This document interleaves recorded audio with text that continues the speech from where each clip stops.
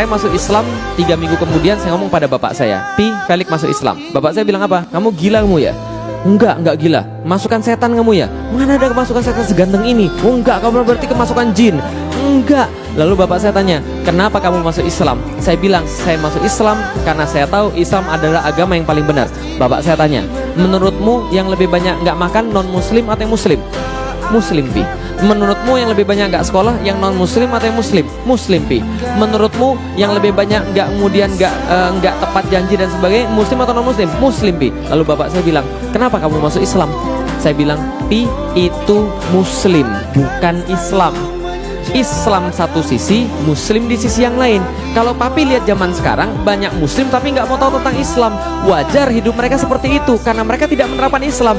Bapak saya tanya, kalau gitu kenapa kamu masuk Islam? Karena Islam agama yang paling benar. Kamu sok tahu, baru masuk Islam tapi sok tahu. Bapak saya bilang begitu. Lalu saya bilang, memang inilah kenyataannya. Lalu bapak saya tanya, kalau gitu papi mau tanya, berapa orang-orang kayak kamu dan teman-temanmu itu yang merasa bahwa kamu paling tahu tentang Islam dan berapa banyak yang harus disadarkan?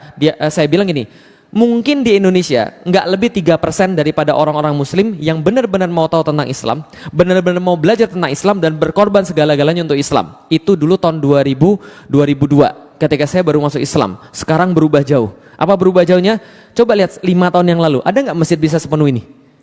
Ada nggak masjid bisa sepenuh ini? Nggak ada. 5 tahun yang lalu ada nggak orang kerudung sebanyak ini? Nggak ada. 2002 itu jawaban saya pada bapak saya. Bapak saya bilang, kalau gitu Lik, menurutmu 3% itu yang tahu tentang Islam mau merubah yang 97%? Iya, saya bilang. Itulah dakwah. Bapak saya bilang, kamu gila Lik, logikamu dari mana? Yang ada 3% yang diubah 97%. Bukan 97% yang diubah 3%. Kamu belajar matematik nggak sih Lik? Saya bilang begini, alhamdulillah, betul itu logika matematik begitu. Untungnya Tuhan saya nggak pakai logika matematik.